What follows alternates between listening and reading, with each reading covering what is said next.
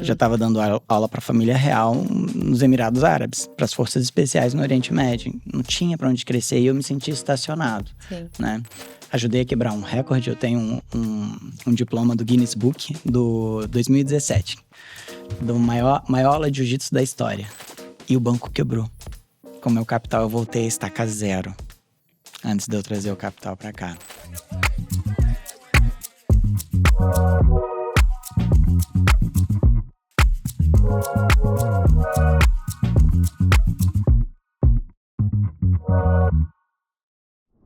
Sejam muito bem-vindos ao primeiro episódio do podcast O Manual do Mercado. E o episódio de hoje será o que ninguém te conta sobre renda variável. E para esse papo, a gente chamou o Ian Toro, que é especialista em renda variável aqui na Melver. Seja muito bem-vindo, Ian. Muito obrigado, Kézia. Obrigado pelo convite. Espero que eu possa contribuir e colaborar aí nesse podcast de hoje. Então, acho que para a gente começar, eu quero que você conte quem é o Ian no mercado financeiro.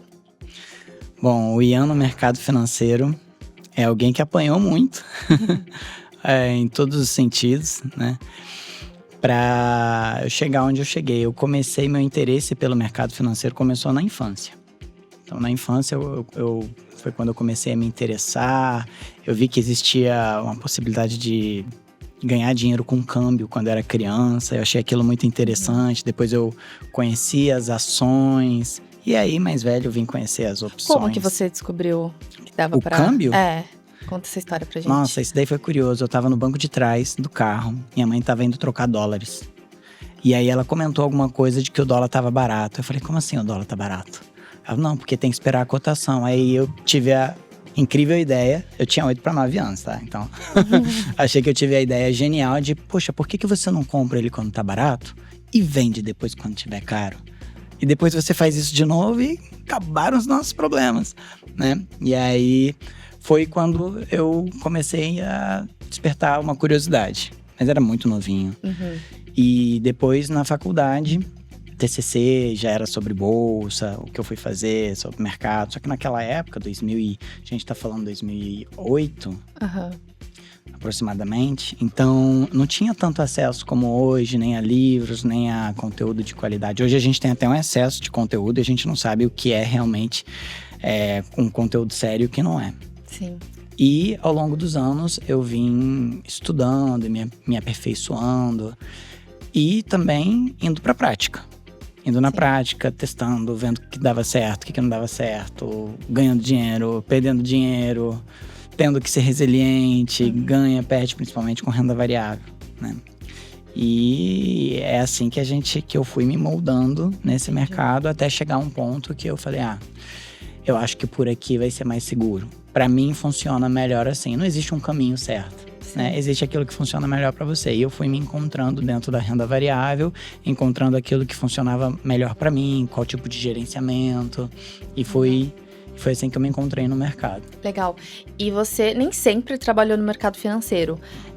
Você quer contar pra gente o que você fazia antes e como você veio parar aqui na Melver?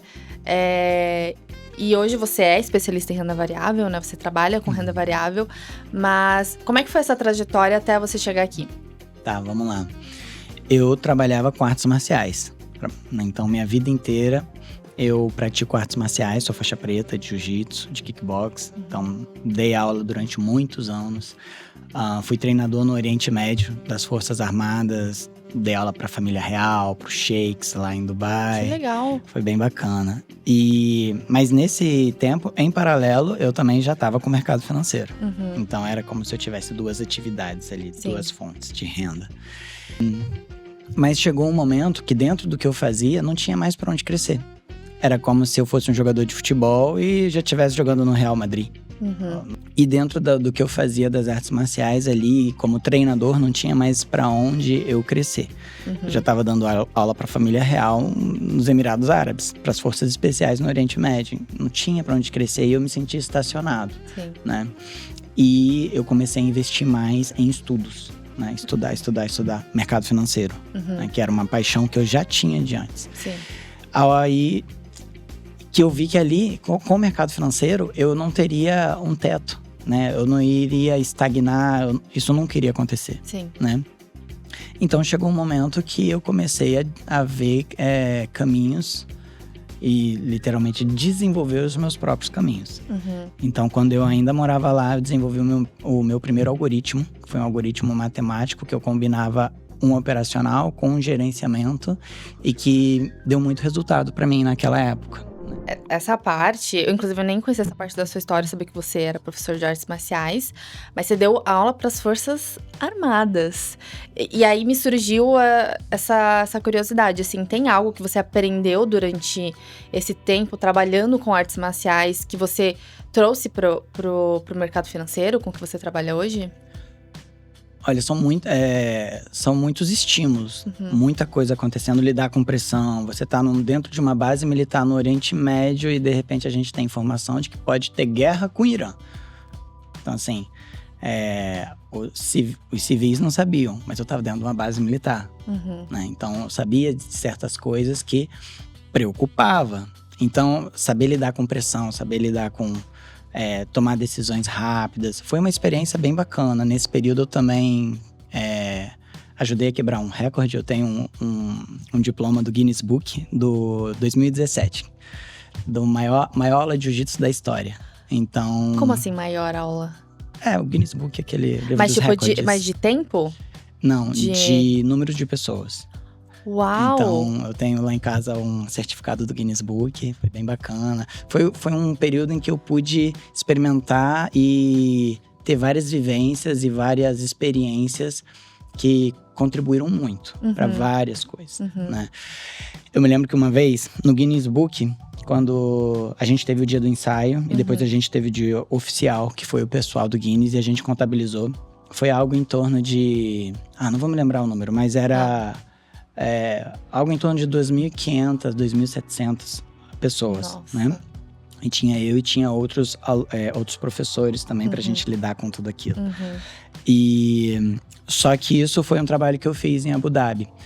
Mas eu cheguei a teve uma vez que eu dei uma aula numa base militar, que foi até num heliporto, os helicópteros pousavam lá, porque não eram tantas pessoas que não tinha um galpão, um lugar fechado que comportasse tantos soldados. Tinham 2.500 soldados. E era só eu. E não tinha microfone, em um lugar aberto. Então você imagina, outro dia, sem voz, né? Mas saber lidar, como é que eu vou fazer pra que a pessoa que tá naquela ponta de lá me escute, mas sem me aproximar muito de lá, porque senão quem tá lá na outra ponta não vai conseguir mais me ouvir. Então, saber lidar com algumas situações que você tem que coordenar um monte de coisa e fazer algo acontecer para chegar, eu acho que isso, de certa forma, são soft skills. No período que eu tava lá, já também com o mercado financeiro, que foi quando eu comecei a ver uma solução para sair do que eu tava estagnado. Tava legal, era uma experiência bacana. Mas eu acho que foi quando eu desenvolvi meu primeiro algoritmo. Eu desenvolvi um algoritmo matemático e foi tipo assim, no Excel, entendeu? Eu não sou matemático, né? Eu levei uns 3 meses para criar aquela fórmula. Provavelmente, se eu fosse um matemático, a fórmula teria ficado muito mais simples, mas ela ficou gigante. Aí um monte de célula lá no Excel. Mas no final eu consegui terminar. Minhas notas de matemática na escola eram péssimas. E eu falei, legal, eu acho que eu fiz uma coisa bacana aqui, eu vou testar. Mas aí eu tinha medo de botar o meu dinheiro, né? Assim, na teoria, na minha cabeça, aquele algoritmo podia dar muito certo. E aí eu comecei a testar aquilo com renda variável. E eu testei ele durante 3 meses. Eu não sabia fazer backtests na época. E aí eu testei.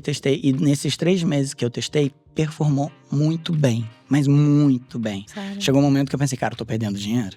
Você pode falar a porcentagem, assim, só pra gente ter uma ideia do que é muito bem? Nossa, vai ser esquisito se eu falar, porque é muito fora da curva. Não, mas acho que não tem problema. A gente tá falando de um investimento de alto risco, tá? Eu tava fazendo coisas que hoje eu não faria. Porque hoje eu sou muito mais conservador. Entendi, tá. Mas a gente tava falando algo de 20% mês, né? É muita coisa. Mas se for parar pra pensar, eu testei 3 meses, o que é pouco tempo. Sim, né? sim. Só que isso era… Eu testava isso todos os dias. Então, somando, dava ali em torno de 20%, em média. Tá. E aí, eu falei, não, tá ótimo isso aqui, eu vou começar. E aí eu comecei com pouco dinheiro. E aquilo começou como uma bolinha de neve. Foi aumentando. De repente, eu vi que o que eu levaria um mês inteiro para ganhar nas Forças Armadas, lá trabalhando com shake, eu tava ganhando em 2 horas. Eu falei, cara, eu acho que mudou. Aqui o jogo, ele começou a mudar. Sim. Né? E enfim, isso daí foi o começo de tudo. E aí minha vida mudou, eu senti que, poxa, agora zerei a vida. Mas o mercado financeiro, o que funciona em um momento, não vai funcionar sempre, não funciona mais hoje, né? Mas eu consegui pegar um gap, um momento de algo que deu certo, foi muito bacana. Depois, em um dado momento, eu resolvi voltar pro Brasil. E eu tinha muitas ideias e muitas formas, só que muitas coisas que eu fazia era tudo manual. Aí eu pensei, cara, eu vou automatizar isso para o meu uso.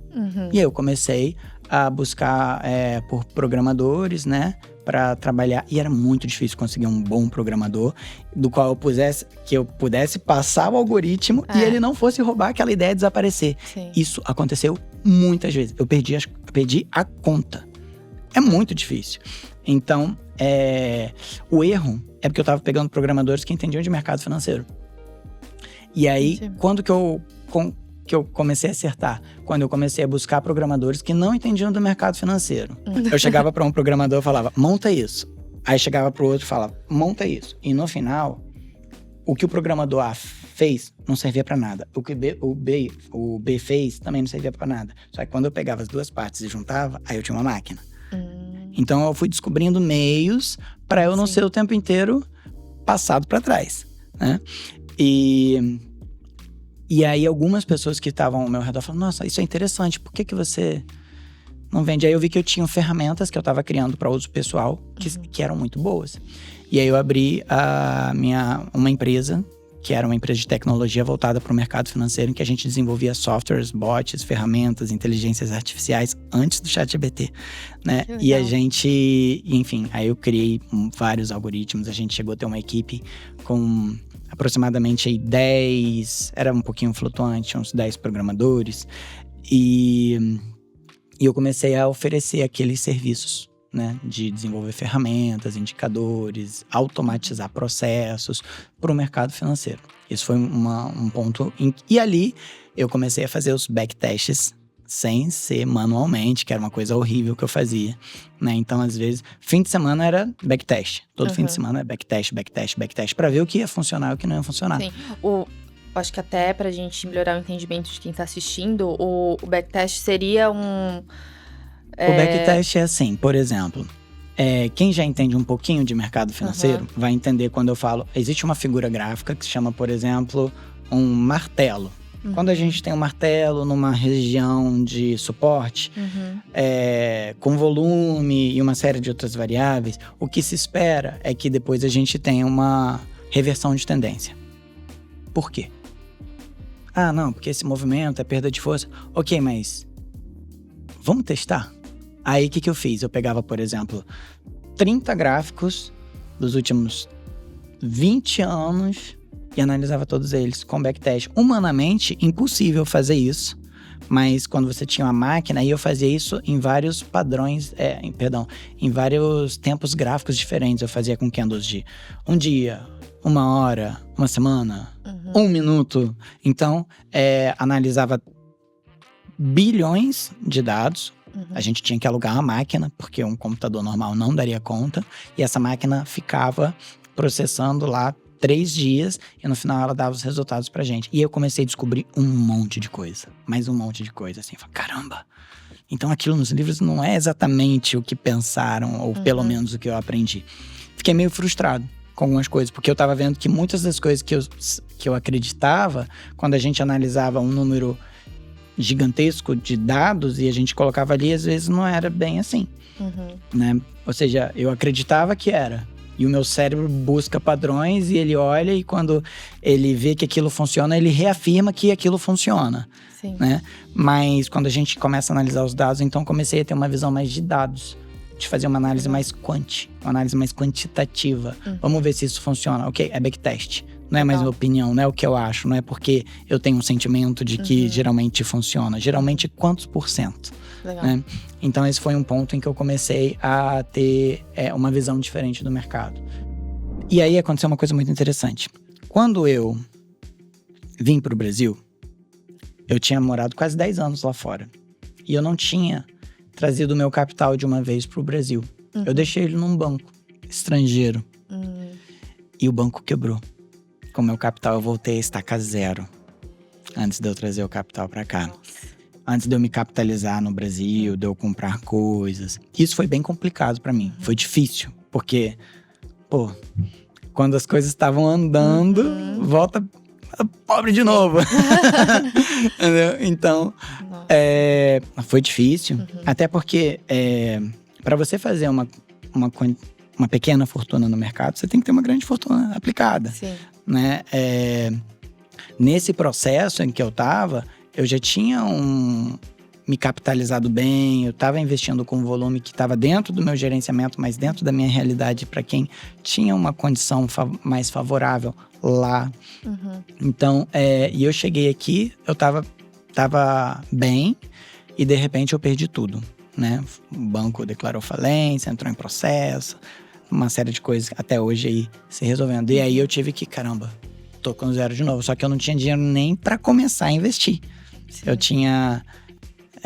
eu me lembro que na conta que eu tinha no Brasil, eu trazia só o suficiente para pagar as contas ali do mês, enquanto eu estava resolvendo um processo que eu ia tirar uma dupla cidadania.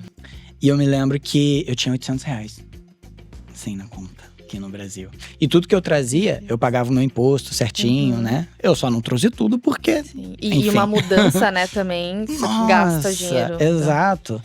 E foi bem complicado, fiquei mal de cabeça, né? É difícil você tomar uma… Eu imagino. Mas altos e baixos da vida. Sim. E não pode desistir. Aí teve um processo ali que eu fiquei precisando realmente me afastar do mercado e, cara, vamos ver… E em um dado momento eu falei, não, vou me levantar de novo aqui, vou estudar mais. Aí eu comecei a estudar para tirar algumas certificações aqui no Brasil. Sim. Aí fiz Ancor, fiz PQO, tava mirando no CE. Quando eu conheci um curso da Melva que era o MBA Broker, eu falei, é isso, esse aqui eu quero, esse aqui é bom. Aí, o que te chamou a atenção, assim, porque você veio de um trauma, né? E você ainda assim… continuou com isso vivo dentro de você. Teve um processo ali de… Eu quero trabalhar ainda. Alguns anos entre A e D. Foi um processo assim de… Eita, eu fiquei… eu fui pra trás. Foi um processo forte, assim, você perder tudo num dia. Você abrir sua conta e entra na internet e ver que o banco declarou falência, que o CEO da empresa foi pego no aeroporto tentando fugir do país. Foi um negócio bem complicado. Mas, e pra eu contornar isso, o que me ajudou foi a luta. Como te falei, né? As artes marciais. É a resiliência. Então, na luta, se eu tô lutando jiu-jitsu, por exemplo, alguém pega o meu pescoço, se eu não quiser bater, eu apago. Se alguém pega o meu braço, se eu não quiser bater, eu quebro o braço. Agora, se eu entendo que eu posso me render sem me machucar e eu posso voltar, então a luta ensina que a gente pode voltar. A gente perde, mas a gente pode voltar. Eu não preciso ficar jogado lá no chão. Não precisa morrer. Não preciso, Eu não perdi a saúde, eu não perdi nenhum ente querido. Eu só perdi tempo, né? Porque o dinheiro, pra mim, ele representava tempo. Eu dediquei muito tempo pra ganhar aquele dinheiro e eu abri mão de muitas coisas porque o meu tempo estava dedicado a ganhar dinheiro numa determinada fase da minha vida. Essa resiliência que eu tive, que eu aprendi com as artes marciais, com a luta de, eu posso perder, mas eu posso voltar. E se eu perder, eu volto de novo. E cada vez que eu volto mais forte, eu volto melhor. Eu não vou cometer os mesmos erros. Eu cometi erros, muitos erros. Eu cometo erros até hoje, e hoje eu cometo erros que daqui 5 anos eu vou olhar pra trás e falar, caramba, né? E daqui 10 anos eu vou olhar para os meus 5 anos daqui do futuro e eu vou falar. Então a ideia é a gente aprender com os nossos erros. E chegou um momento que eu falei, tá bom, chega, vou me levantar, vou correr atrás, vou começar a estudar e vou fazer isso. Eu acredito que eu sou bom e não é uma derrota que vai me deixar aqui no chão. E aí, quando eu encontrei o MBA Broker, que apareceu lá nos algoritmos pra mim, eu me identifiquei muito, falei, vou fazer isso aqui, acho que tem tudo a ver. e vou mergulhar aqui com tudo que eu posso. E ainda sem um centavo no bolso, né? E o MBA, ele tava fora do meu orçamento. Sim. E aí eu cheguei a pensar, cara, eu não vou ter plano B, é plano A. Eu cheguei a pensar em cometer, mas impossível, cara, vou fazer vi um número lá no poste, empresto dinheiro. Né? Mas eu pensei em entrar no crédito, entendeu? Sim. Eu nunca tinha comprado nada na minha vida no crédito. Eu sempre entendi que o crédito é para eu utilizar um dinheiro que eu não tenho, que não é meu. Então eu não vou usar, né? Lógico que existem realidades e realidades, sim. Né? Mas cheguei a pensar, enfim. Mas com essa questão, já tinham passado alguns anos e algo começou a ser resolvido lá num processo do banco que declarou falência. Voltaram uma merrequinha pra mim, mas me adiantou pra poder… Foi justo, sabe quando as coisas começam a se alinhar? Sim. Era justo quando ia começar o MBA, aí o processo que tava rolando lá nos Estados Unidos adiantou alguma coisinha e veio um dinheiro que eu consegui pagar o MBA. E ganhei várias ações de uma empresa. Ações que eu digo, de uma empresa que talvez um dia será listada. Então, pra você entender, né? Não ganhei nada. Mas ganho, ou seja, uma parte foi em pagamento e outra parte foi em ações de uma empresa que eu nem sei se um dia vai ser listada e que eu nem sequer posso vender. É um negócio bem esquisito que eles estão fazendo. Mas eu parei de ficar olhando para aquilo, né? Eu entendi que ali eu me rendi, 3 tapinhas, né? No jiu-jitsu a gente faz 3 tapinhas. Vamos me rendi, pra próxima. Não vou ficar olhando pra trás, vamos pra próxima. Se vier, é bom. Se não vier, não tô contando com isso. E aí eu conheci o Raoni. E aí eu conheci a Melver. E aí eu comecei a mergulhar nisso. Falei, nossa, eu acho que é por aqui. Eles são muito bons. Aí eu conheci a história do Raoni. Falei, caramba. E aí eu fui me identificando muito. Não só com o Raoni, como com a Melver. E com tudo isso. E… hoje eu tô aqui. Que legal. E aí você fez o MBA Broker, né? Até contando pra dar um contexto. Querendo ser broker, mas o Ian tão bom que o Raoni foi lá e pegou ele do tipo, não, você vai vir aqui pra Melver, vai trabalhar aqui na Melver. Você teve essa mudança pra Floripa, né? E hoje tá aqui como especialista em renda variável, fala sobre cripto, fala sobre opções, fala sobre tudo que tange esse universo. Pra gente passar pro próximo bloco e falar mesmo ali do seu dia a dia como um profissional de renda variável, eu queria saber, assim que você começou a trabalhar aqui, né, que eu acredito que tenha sido uma dinâmica diferente do que você tinha vivido antes, o que te surpreendeu, assim, logo de cara, assim, quando você começou a viver a rotina de um especialista em renda variável aqui na Melver?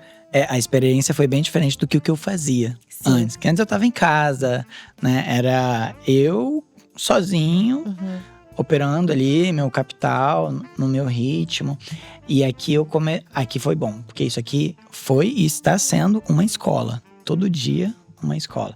Sem contar que o fato da gente estar rodeado aqui de pessoas que entendem muito de mercado financeiro, né? Pessoas que sabem muito, tem o Del, tem o Raoni, tem o Inácio. São muitas pessoas, é uma troca que a gente tem aqui, que o pouco tempo que eu tô aqui, pra mim já contou mais do que quase toda a minha caminhada fora. É muito aprendizado, é todos os dias, né? E aqui a gente tem que estar sempre atualizado. Tem que estar o tempo inteiro se atualizando com o que está acontecendo no mundo inteiro. Porque, por exemplo, uma coisa curiosa, né, que aconteceu. Logo que eu cheguei, Raoni, ele chegou… ele falou, vai ter uma entrevista com um jornalista lá acho que era CNN, não me lembro, algum lugar assim. Você pode dar? Eu falei, acabei de chegar, né? Quer mostrar resultado? Era a primeira semana, né? Beleza, quando? Não, é amanhã. Foi uma coisa assim, foi muito rápido. Amanhã, depois da manhã. Eu falei, caramba… Cara, eu fiquei 2 dias me atualizando de tudo que estava acontecendo no mundo, porque eu não sabia o que eles iam me perguntar naquela entrevista, né? Então, foi um tipo de experiência que eu nunca tinha tido na vida, né? Geralmente, se eu fosse fazer uma live, alguma coisa, eu vou falar ali daquilo que eu sei, mas eu não tô entrando ao vivo num canal que tem 5 milhões de pessoas assistindo, que o cara vai me fazer perguntas que não foram previamente, que eu nem sei o que ele vai perguntar. E mercado financeiro é muito amplo, né? Então, foi uma das coisas, assim, que começou a me mover de uma forma que eu não tinha experimentado antes. E depois isso… bom, isso é frequente aqui, né? Quase toda semana tem. Sim. No começo foi difícil. Sim. Depois a gente vai pegando. E o fato de eu começar a pegar todos esses movimentos, questões geopolíticas, macroeconômicas, eu comecei a me aprofundar mais nessas áreas que eu não me aprofundava muito. Antes eu me aprofundava mais nos números. Era mais um analista quant, entende? Quando eu digo analista quant, é sem certificação. É empiricamente falando e lá desenvolvendo os meus métodos, né? E essa visão geopolítica, macro, isso tem me dado hoje uma perspectiva que eu não tinha antes para a própria renda variável, que é muito interessante. Sim. É uma das muitas coisas que tem me acrescentado depois que eu vim aqui para Melbourne. Legal. É o que o Rony sempre fala, né? Das diferentes peças, né? Aqui a gente tem essa visão de olhar tudo para entender ali o resultado final, renda variável, enfim. E aí, eu quero fazer uma pergunta que eu acho que é importante, que tem um pouco a ver ali com o primeiro bloco também, e com esse, de como é que você, assim, como alguém que já operou, que opera ainda, como é que você lida com a pressão? Porque é muita, assim, se você erra um número, se aperta um botão errado, você pode perder dinheiro, você pode, sei lá, comprar algo errado, vender algo errado. Então, como é isso, assim, pra quem não trabalha no mercado financeiro, pra gente entender? Tem que saber lidar com pressão, tem que saber lidar com tomar decisões rápidas. Nem sempre a gente vai ter tempo pra se preparar. Isso é na vida, é em tudo, né? Por exemplo, voltando no bloco anterior, como você falou, eu não estava preparado pra de repente acordar um dia e não ter nada. Foi que nem na época do Collor. Sim. Eu senti mais ou menos o que as pessoas sentiram. Por sorte, eu não tenho 70 anos e não foi que eu juntei minha vida inteira, né? Então, mas você saber lidar com mudanças, ou seja, olha o que a gente está passando agora, no momento em que isso aqui está sendo gravado. O Trump, o tempo inteiro ele fala alguma coisa, volta no que ele falou, numa canetada ele muda uma coisa, isso muda o mercado inteiro. Agora, a gente está operando. Agora, imagina um empresário, dono de uma grande empresa listada, dono, por exemplo, de uma Apple, aí que é tudo produzido na China, aí o Trump fala, começa a gritar truco lá pro Xi Jinping, entendeu? Botando taxa mais alta, Xi Jinping subindo, ele grita truco também, e o cara da Apple tá lá, tipo assim, tá morto, né? Mas assim, pensa, a Apple, né? Vamos personificar. Tá, cara, vocês estão me ferrando, vocês estão botando taxa. E aí, de repente, não dá mais pra comprar iPhone nos Estados Unidos, entendeu? Olha que complicado. Aí, os Estados Unidos falam, não, calma aí. Não vamos taxar iPhones, não vamos taxar smart. Voltou atrás.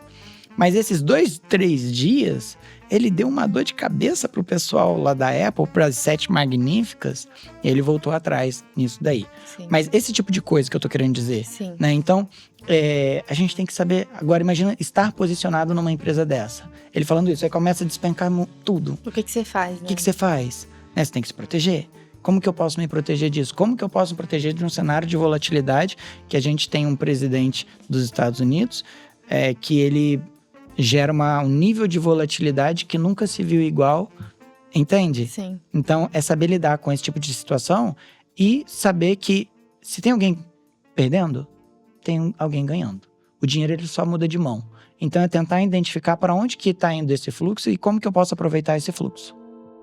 E aí, trazendo até para quem trabalha e para quem quer trabalhar com renda variável mais especificamente. O que você acha que mais afasta quem quer trabalhar? Do tipo, cara, uma pessoa que é assim ou tem, sei lá, esse tipo de característica ou esse comportamento, provavelmente não daria certo trabalhando com renda variável. Assim, sendo bem sincerão mesmo. Sincerão? Sincerão.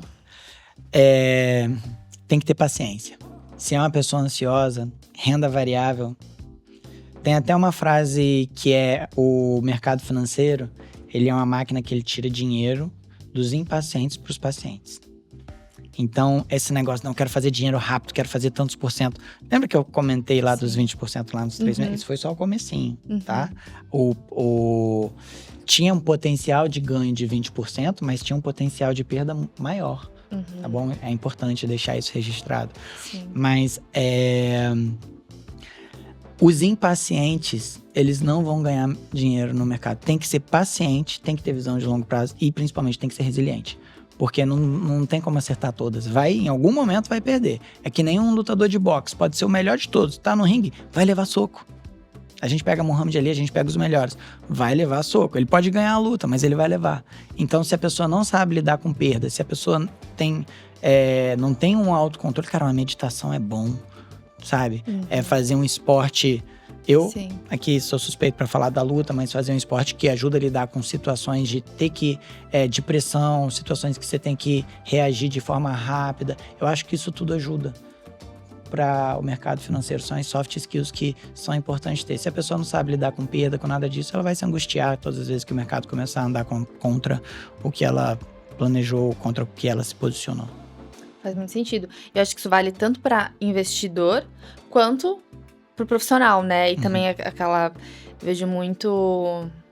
E aí eu queria saber se você concorda, né? Pessoas são muito arrogantes no sentido de achar que é mais inteligente que o mercado. Do tipo, não, vou conseguir dar um jeitinho aqui. É o preciosismo. Geralmente essa pessoa acaba se dando mal, né? Claro, não tem como saber. Não tem como… Lembra que eu falei dos backtests? Sim. Não tem como saber para onde o mercado vai. Sabe? Não tem como saber até onde ele vai.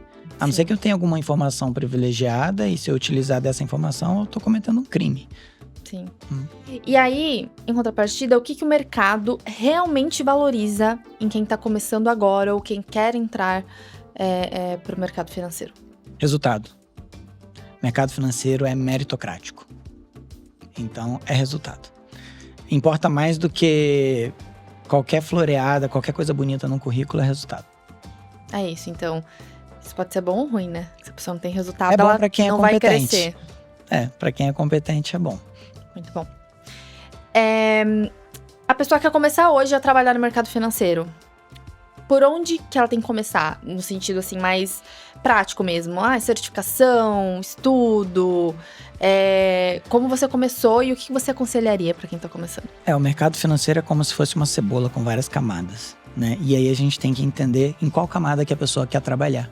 Ela quer trabalhar com renda fixa?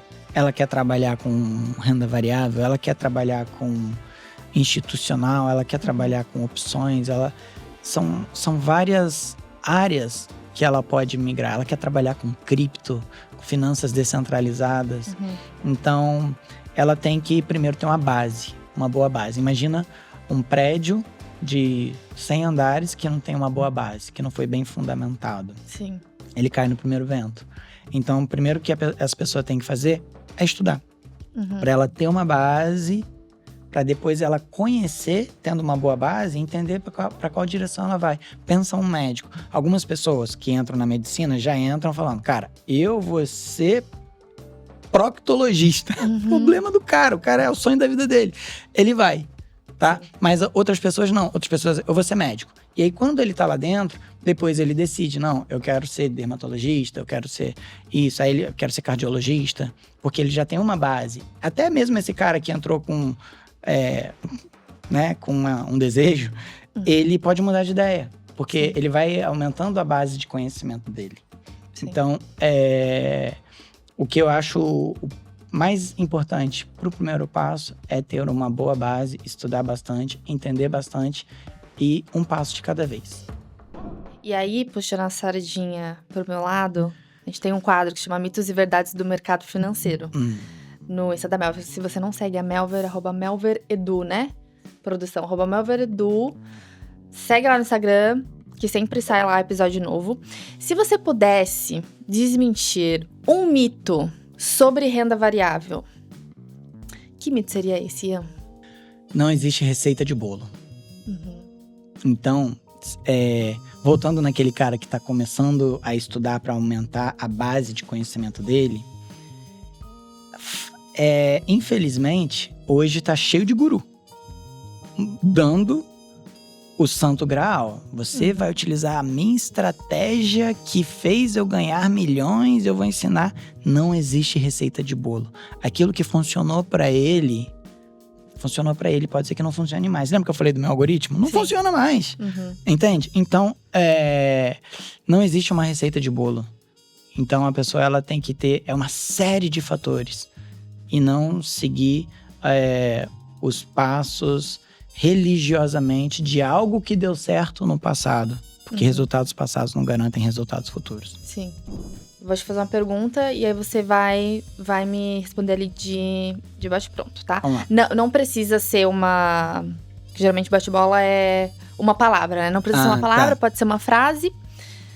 Vamos lá. Primeiro, um erro que te ensinou mais do que qualquer curso. Acreditar que um cisne negro nunca vai acontecer comigo. Uma ferramenta que você usa todos os dias. Profit Chart. Uma frase ou conselho que te guia no mercado. Eu posso estar errado. Se você tivesse que começar do zero hoje, o que você faria? Começaria a fundamentar a minha base. Estudar o básico. Que foi que você contou pra gente aqui. Então, pra gente encerrar... Imagina que, literalmente, todos os profissionais de renda variável e todas as pessoas que querem trabalhar com renda variável, elas estão assistindo agora esse episódio. E você tem a oportunidade de falar qualquer coisa pra eles. O que você falaria? Não venda call a descoberta. Por quê? Porque é uma operação que tem risco ilimitado. Então, obrigada, Ian. Até a próxima. Muito obrigado pelo convite. Foi um prazer estar aqui. Boa. Pessoal, esse foi o primeiro episódio do nosso novo podcast, Manual do Mercado. Todas as semanas vai sair episódio novo, então se você tiver alguma sugestão de tema ou de convidado, deixa aqui nos comentários. Não se esquece de se inscrever no canal, deixar o seu like e de seguir as nossas redes sociais, @melveredu, e também não se esqueça de seguir o nosso convidado especial lá no Instagram, @pulo do touro. Até a próxima!